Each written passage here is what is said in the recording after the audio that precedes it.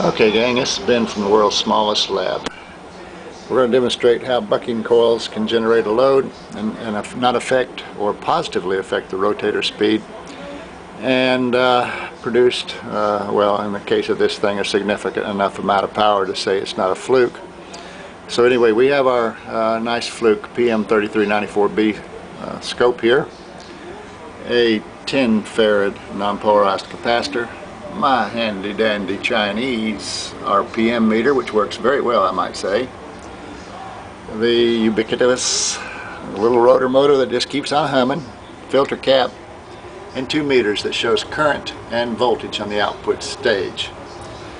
We're going to demonstrate here this thing first starting off and working in DC mode in the non-resonant stage and show you the RPMs on the rotor.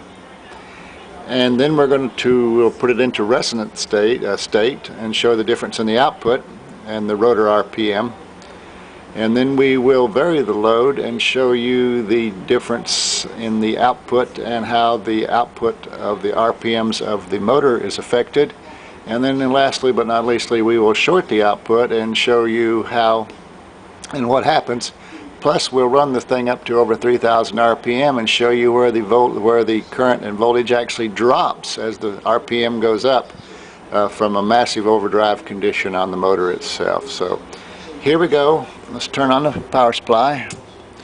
Give her a flip. Ah, she's so reliable. She always works. Now this is the non-resonant waveform. The diodes are feeding and clipping into the filter capacitor here. And you can see the current running up. We've got 16 mils, 17 mils. I'm going to cut that down to about 10 milliamps and let the voltage creep on up. And you can hear the motor winding up here. And you can see the voltage here. And I'm measuring peak to peak for my own reference. You can see right now it's 3.94 volts peak to peak. There's some ringing in here on the diodes and in the coils as they switch off and on back and forth to charge up the capacitor here. Sounds like the motor's getting close to equilibrium. So let's look at the RPMs. We're running 2,577 RPMs here. We're putting out 14 mils at 1.473 volts. Now watch what happens when I put the parallel capacitance across the coil to resonate it. And you can see it's not perfect. I don't have the exact perfect capacitance. You'll also notice that the motor slowed down a little bit. But look at the voltage and the current. Now it's stabilized now, but it raised up. And it's holding pretty steady now. And our RPMs did drop with the load under resonance down to 2431. But this is the last time you'll see that RPM drop. We're varying the load, etc. Remember 24, 28. Now, let's crank the load back down. As we come down with the load, I'm going to drop it down a lot less here. 2419. When we dropped the load, the RPM dropped. It should go up. It didn't. Our voltage went up, our current dropped. Now let's put the load back up again the other way. Let's go up to about 15 milliamps. 16 or 15 milliamps. Okay. 2409. Actually RPM went up some. Now I'm going to oh, I just got clip leads everywhere to do stuff. I am going to short the output capacitor now. And you can hear the motor speeding up now. We're up to 24, 60, 72, 76, 80, 83.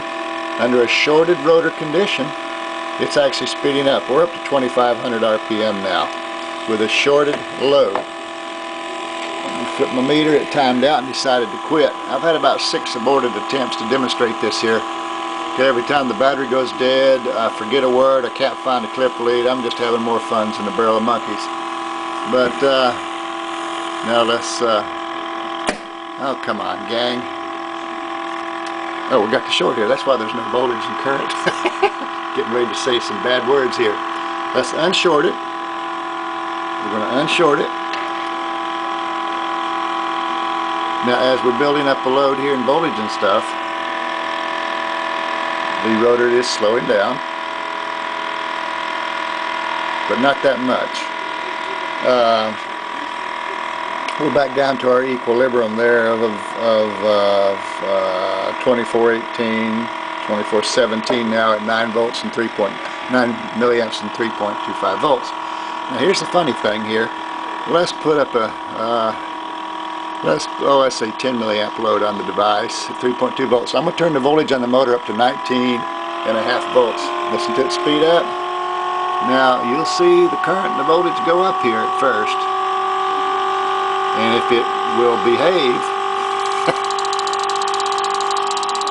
okay, get the wire out of the crank. As it speeds on up here, you'll see the voltage and current, see the current stop slowing down. And as the rotor speeds up, it'll start going back down again. This thing has a very wide band, pass band for the band pass filter that this resonance coil is, but it does go down. Watch it make a liar of me now.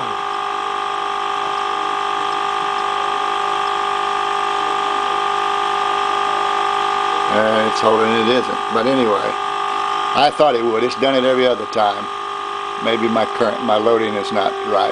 I'll try a different loading here and let's try it again. I'm not embarrassed when things don't work right.